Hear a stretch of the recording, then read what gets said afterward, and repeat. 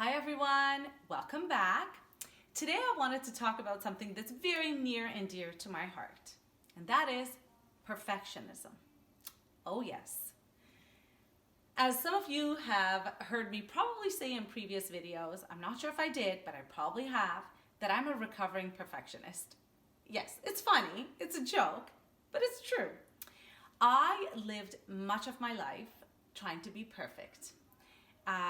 And it only was a realization in my much later adulthood that I lived a lot of my life trying to be perfect. And that perfect picture was something that I'd made up in my own mind. And it was also supported by society. We kind of support that perfectionist tendency. Perfectionism, or living with the perfectionist tendency, is a trait that we live our life as if it's an endless report card. It's an endless list of achievements. And the focus is constantly on earning others' approval or not wanting to disappoint. And that tendency is sometimes established in our early childhood, or we put that pressure on ourselves, or it happens in our schooling. Many of you probably relate to what I'm saying about that perfectionist tendency. And most people that are perfectionists in their tendencies do it because they're also very fearful of failure. And so perfectionist tendencies often don't take huge risks. And the reason they don't is because they don't want to fail.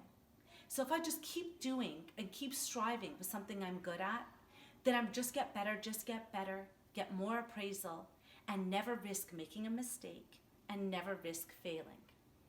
That perfectionist tendency was really, really apparent in my own life. Now, some of you who watch are dentists, because I am sort of mindful dentist, but many of you watching are not dentists, and many of you watching are in other professions.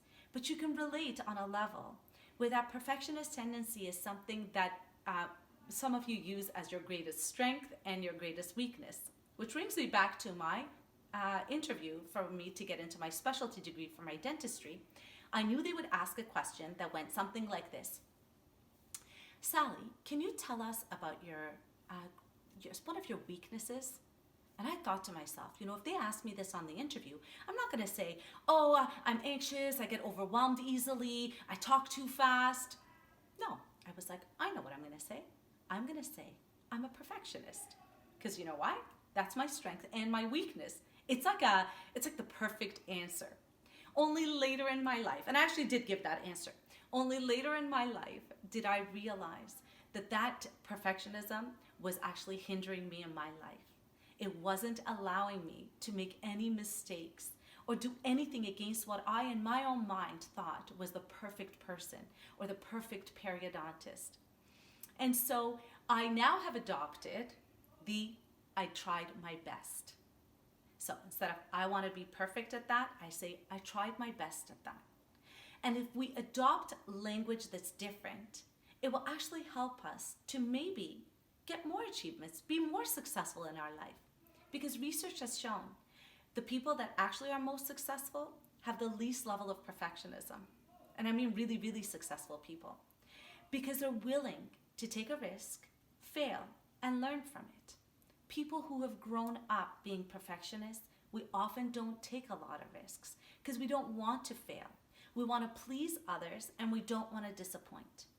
So, I urge you to look for these tendencies in your own life and in your children's life, because many of us have this tendency and it's very easy to pass it on to our children. Your kid comes home with a B+. Why not A-? Why not A? What happened?